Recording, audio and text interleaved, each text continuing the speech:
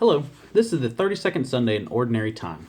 Our first reading is from the book of Wisdom, chapter 6, verses 12 through 16. Our psalm is Psalm 63. Our second reading is 1 Thessalonians, chapter 4, verse 13 to 18. And our gospel is Matthew, chapter 25, verses 1 through 13. Today's gospel about being prepared reminds me of my emergency preparedness that I learned as a 5-year-old in Clay County, Alabama. My grandfather, Pawpaw, was deathly afraid of tornadoes. And so every time that there was any semblance of a tornado, whether it was a warning that he got over the radio or he just looked at the sky and knew, he gathered everybody up and we headed to the storm cellar.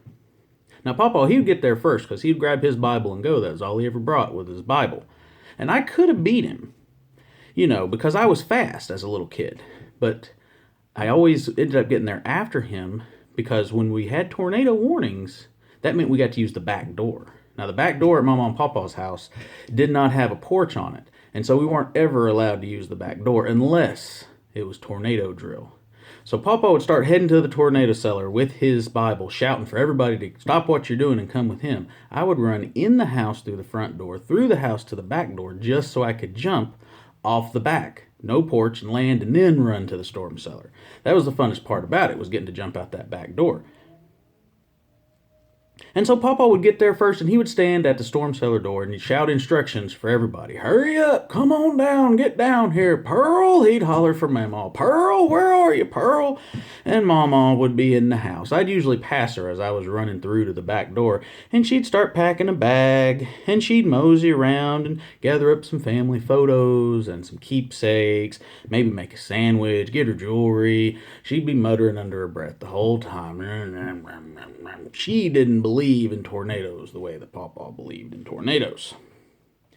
And the last thing she'd always grab was her umbrella.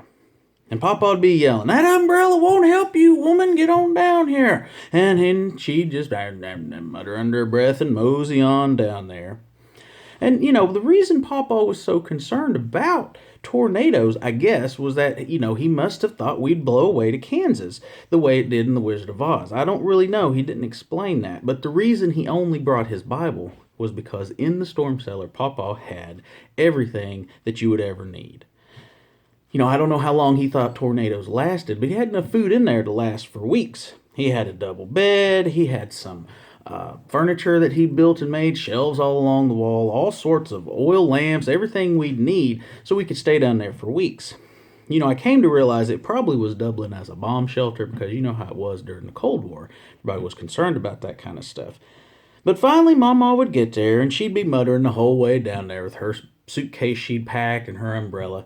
And she'd get in there and wait about 5 minutes, then she'd head back up to the house.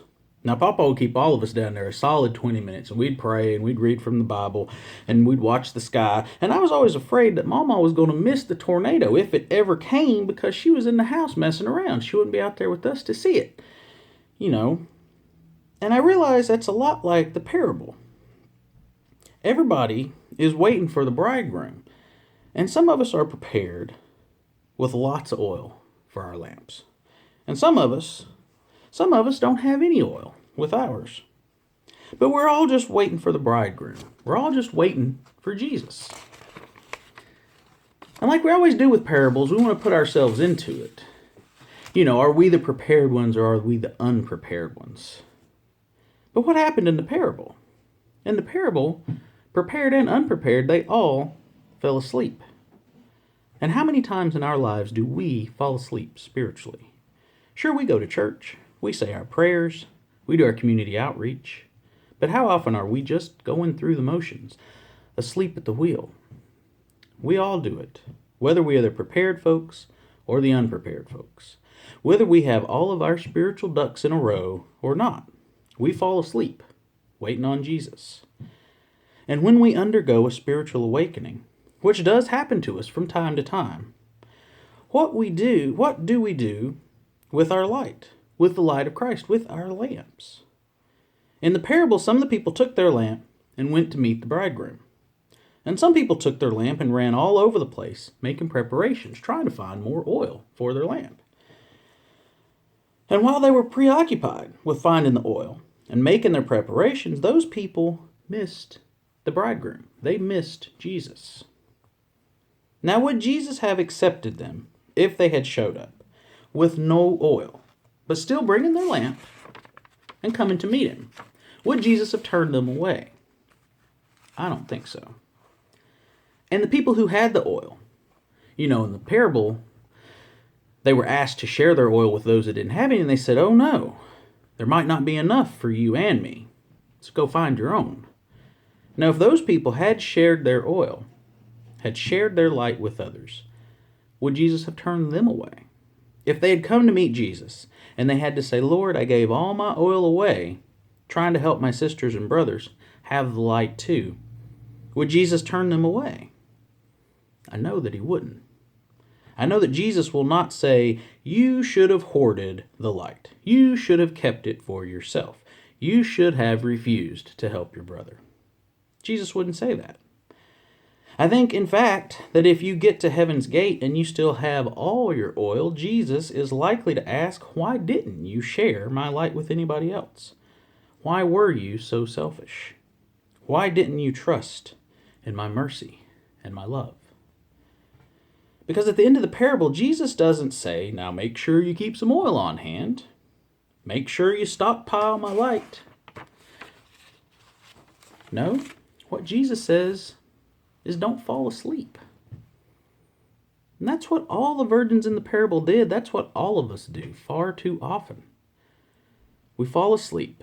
And when we realize that we've fallen asleep, when we are awakened by the Lord, do we end up missing him while we run around making preparations, trying to stockpile our oil?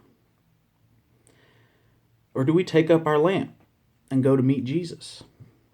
Do we realize that the oil is for us? It's not for him. All our preparations are to help us to light our way through the darkness, to find our way to him. Jesus doesn't need the oil to find his way.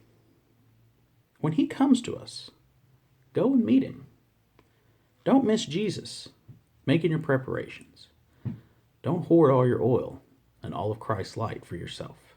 Share it with the world.